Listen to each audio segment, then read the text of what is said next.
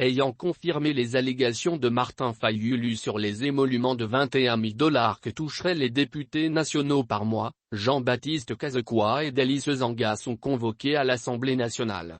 Ils seront respectivement entendus le 7 et le 8 novembre par la commission spéciale chargée d'enquêter sur leurs déclarations considérées comme mensongères.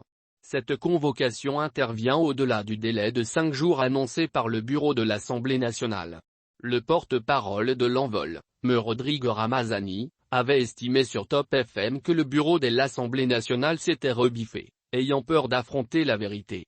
Au moment où le président élu Martin Fayulu a lancé le message pour l'unité de toute la classe politique et la cohésion nationale, au moment où Félix Tshisekedi a compris qu'il faut réunir toutes les couches sociales derrière les forces armées congolaises, Christophe Ambozo parvient à distraire, divertir et diviser davantage, déplore, sur Top Congo FM, le professeur Devo Kitoko, secrétaire général de l'ESID.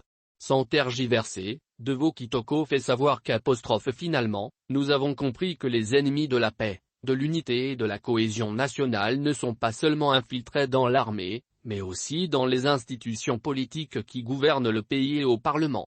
Je comprends parfaitement aujourd'hui que les infiltrés, les ADF, les groupes armés dont on a parlé au Parlement soient en train de se dévoiler.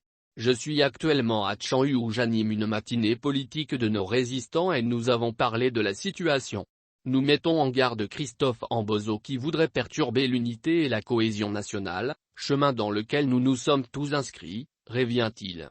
Et d'annoncer le lundi, nous serons tous, les cadres de l'ESID, les militantes et militants, derrière le député national Jean-Baptiste Cazekwa pour l'accompagner au Palais du Peuple.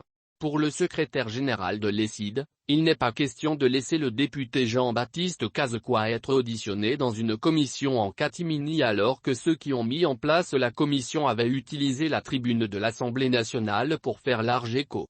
Si Jean-Baptiste doit se justifier, c'est normalement à la tribune de l'Assemblée nationale où il sera suivi par l'ensemble de notre population. Devo Kitoko ne transige pas question d'une commission en catimini où les décisions sont prises selon des règlements de compte. Nous n'accepterons jamais que le député national Jean-Baptiste Cazekwa soit victime de cette cabale montée de toutes pièces contre les intérêts de notre peuple. On veut simplement le museler. Au sujet justement des allégations de Martin Fayulu, confirmées par ces deux députés, selon lesquels il toucherait 21 000 $. Il estime qu'il est absurde de voir les députés aller dans le sens de la victimisation alors que les faits sont établis. Martin Fayulu ne peut pas adresser un message à la nation sur la rémunération des députés nationaux sur base de rumeurs.